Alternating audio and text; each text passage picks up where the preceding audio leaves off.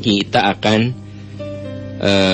bahas pertanyaan dari Sifana. Pak Am, saya pernah berselingkuh dan saya ingin pisah dengan suami saya dan ingin nikah dengan selingkuhan saya karena saya ingin bertobat. Benarkah jalan yang saya ambil? Nah, itu dari Sifana ya.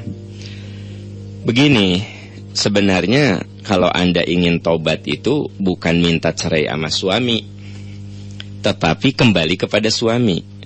Karena hukum asalnya adalah yang halal itu suami Anda. Kan hukum asalnya yang halal itu suami Anda.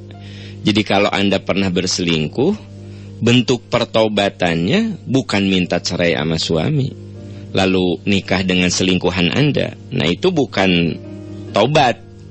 Kalau itu justru melakukan dosa berikutnya. Dosa berikutnya itu apa? Satu, Anda sudah berselingkuh.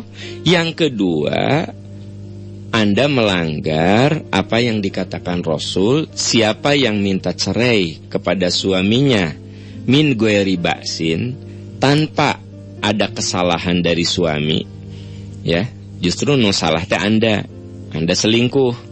Lalu Anda minta cerai sama suami karena Anda mau nikah dengan selingkuhan Anda. Nah ini dosa kuadrat. Udah mah Anda berselingkuh. Yang kedua, Anda minta cerai tanpa alasan. Suami Anda tidak salah, Anda yang salah, Anda yang minta cerai. Nah ini namanya kesalahan kuadrat. Jadi bentuk pertaubatannya bukan seperti yang Anda pikirkan itu, bukan seperti yang Anda sampaikan tadi. Tapi bentuk pertaubatannya, Anda berhenti berselingkuh, tinggalkan selingkuhan Anda, kembali lagi kepada pangkuan suami Anda.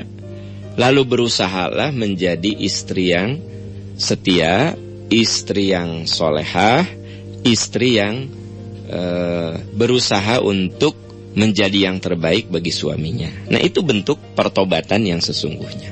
Ya, memang ada pemikiran, saya mau bertobat, ya udahlah saya nikah aja dengan selingkuhan saya. Udahlah saya mau bertobat, saya mau nikah aja dengan selingkuhan saya mau tinggalkan suami saya. Nah ini bukan tobat.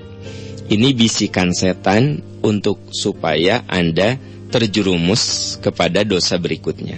Yang harus diwaspadai, setan itu seringkali membisikkan suatu pemikiran, suatu ide yang seolah-olah itu benar, tapi sesungguhnya itu langkah untuk melakukan dosa berikutnya.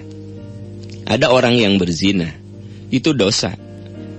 Lalu si perempuannya hamil, ya. Lalu ada ide, demi kehormatan keluarga, gugurkan saja kandungannya. Saya ingin menjaga martabat nama baik keluarga. Daripada saya merusak nama keluarga, mendingan saya gugurkan ini kandungan. Itu kan ide setan yang udah mah berbuat dosa, sudah mah berzina, lalu dilakukan dosa berikutnya. Apa dosa berikutnya? Melakukan pengguguran kandungan. Nah ini yang harus diwaspadai. Setan itu kalau ngasih ide, ngasih pemikiran, ngasih solusi, bukan menghentikan dosa, bukan mengurangi dosa, tapi malah justru melangkah ke dosa-dosa berikutnya. Nah seperti ide Anda ini, saya mau tobat, saya minta cerai sama suami, saya nikah dengan selingkuhan saya. Nah ini kesannya benar, tobat. Tapi sesungguhnya Anda kalau melakukan hal ini, itu melakukan dosa berikutnya. Karena kata Rasulullah SAW, wanita manapun, istri manapun yang minta cerai sama suaminya tanpa alasan, maksudnya tanpa alasan tuh suaminya tidak bersalah begitu, maka orang seperti ini tidak akan pernah mencium baunya surga.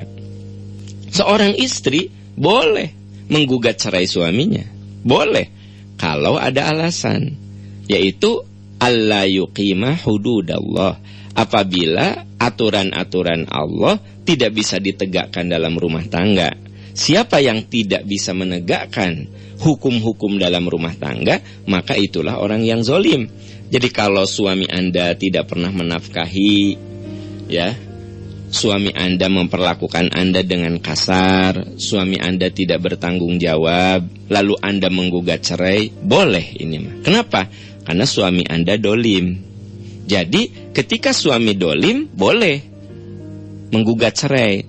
Tapi kalau Anda selingkuh, kemudian Anda minta cerai dengan alasan saya ingin taubat dan nikah dengan selingkuhan saya, nah ini yang disebut meminta cerai atau menggugat cerai min ghairi ba'sin, tanpa alasan.